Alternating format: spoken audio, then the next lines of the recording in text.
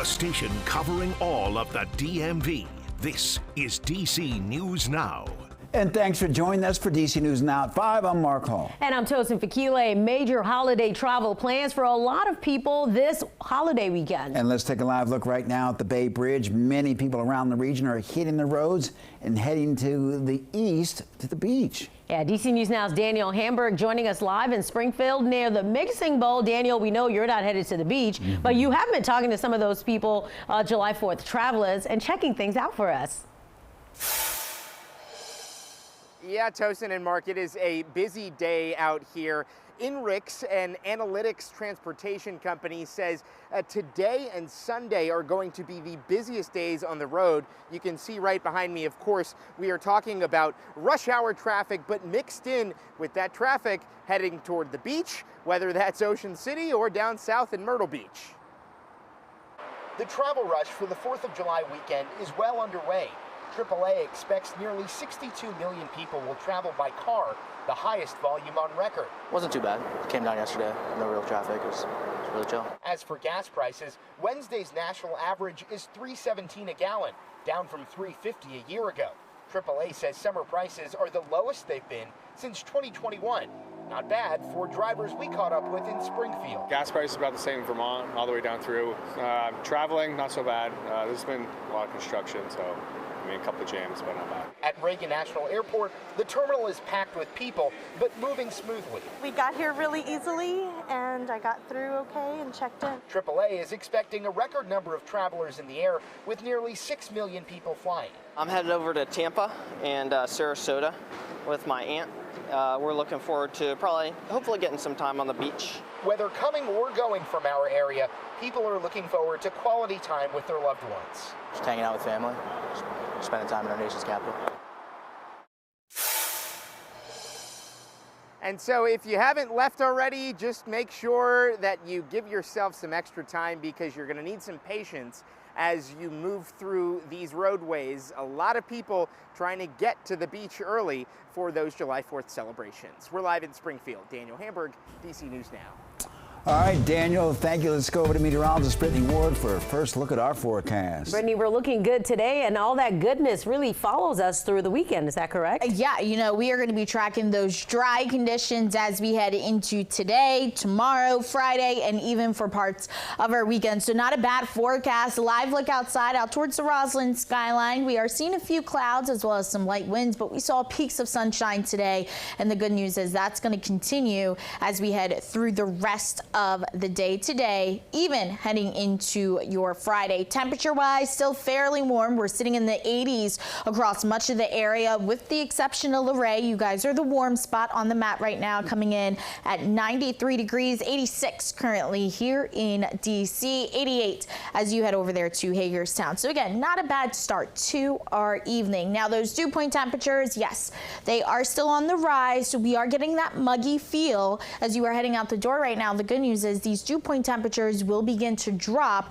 as we head in enough time for the weekend. So overall, the next few days or the next few hours, if you are about to travel, not looking bad. By 6 o'clock, still going to be seeing a few clouds here and there with temperatures in the lower 80s. We're holding on to the lower 80s as we head right around 8 o'clock this evening. And then by 10 o'clock tonight, we start to see those temperatures dipping down into the upper 70s with clear skies in the forecast. So keep it here. We'll have a full breakdown of that forecast, guys, coming up. For more coverage on the 4th of July travel and weather, you can head to our website at dcnewsnow.com. And new details out of Maryland. 2 people are dead following a crash in Oxon Hill. Police identified one of the people killed as 70-year-old Ursula Chern. Prince George's County police say that it happened last night on Indian Head Highway and Kirby Hill Road. They say the car hit a traffic barrier, then overturned. There were 5 people inside the car. Chern died at the scene. Another person died at the hospital. 2 others have life-threatening injuries. The other has non-life-threatening injuries. What led up to the crash remains under investigation. 2 sinkholes causing closures to Rock Creek and Potomac Parkway. The sinkholes were found this morning at P Street on the northwest ramp heading north. The ramp will remain closed until the sinkholes can be taken care of. Well, 2 tractor trailers colliding on the Beltway this morning. This happened on 495 between Georgia Avenue and Colesville Road in Silver Spring. There was a fuel leak from one of the trucks. Montgomery County Fire and EMS says that one person was taken to the hospital. No update on their condition. And we have an update out of the district. Police have identified the man shot and killed in Monday night's triple shooting. The victim, 21-year-old Eric Tapanian Yakim of Massachusetts. Police say Yakim was not the intended target. They responded to 7th and M Street Northwest, where 3 people were shot. They say multiple suspects got out of the car and started shooting at a group. Yakim died at a hospital. A woman and a 16-year-old were also shot. Anyone with information is asked to contact police. Well, new this evening, Fairfax County Police announcing the arrest of more than a dozen alleged online predators in an undercover sting operation. And one of them, a registered sex offender. Now, we do want to warn you that some of the details of this case are disturbing. DC News Now's Randy Bass was there as the Fairfax County Police Chief announced those arrests. Randy joining us from police headquarters. Randy, good evening. Yes, police are calling this Operation Caught in the Web, saying some of these men they've arrested live right here in Fairfax County, while others traveled from out of state or even out of the country to meet children for sex crimes. Fairfax County Police telling us 16 alleged predators, all men between the ages of 20 and 65, were arrested in this undercover operation. Officers say more than half of them traveled to meet who they thought were children with the intent of engaging in illegal sex acts. Some of them bringing along contraceptives, alcohol, and drugs to the meetups.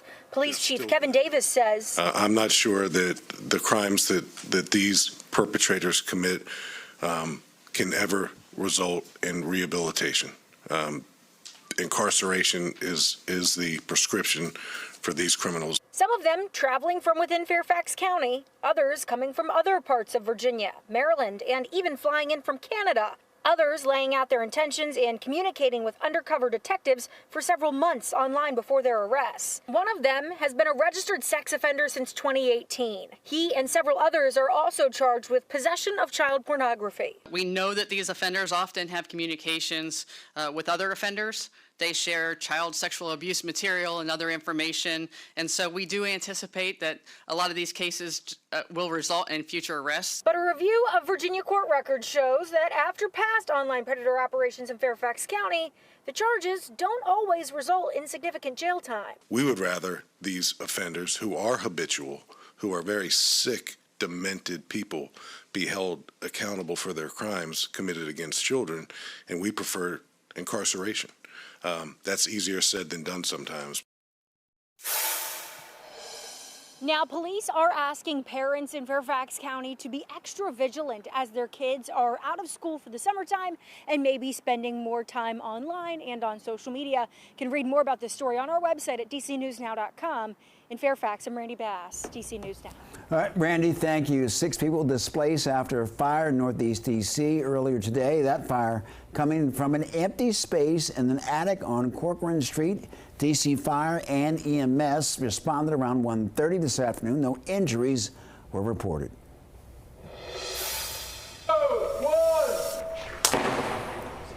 It's the sound of fireworks demonstrations in Prince George's County today as people across the DMV are getting ready for the 4th of July.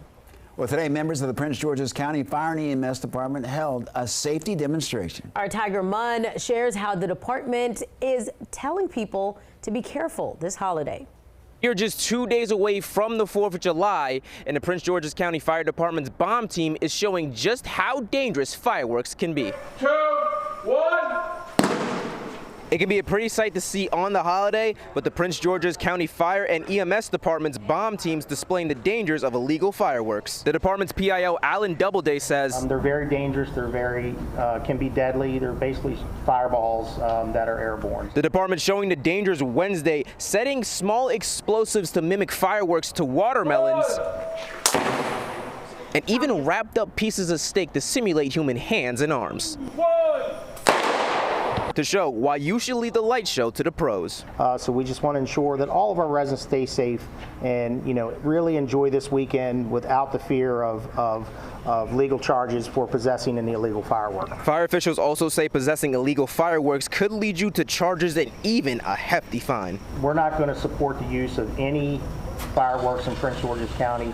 It's illegal, and again, it's a $1,000 fine for each device that you may possess. Scary moment right before the demonstration, as well as Fire Chief Demetria Michaelidis collapsed during the press conference, but the department says she was responsive and was sent to the hospital. Reporting in Lanham, I'm Tiger Munn, DC News Now. Our thanks to Tiger. I mean, yeah, I like that they do these demonstrations because it reminds people of just how strong and powerful fireworks are. And you have to always pay attention, and all of the recommendations they make are so important, including having a bucket of water. Yeah, that really does make a difference because sometimes those things reignite and, you know, you could be next to it, it just goes off, and then the dangers can be quite scary. I prefer to just plus I think it's a lot of work. Why do I want to put on the show for people? I know. But you can just go to a show and watch the experts do it. Especially for those families that have young kids, it's just a gathering that, you know, lasts for a lifetime. But again, fire officials there and first responders making sure that folks know exactly what to do.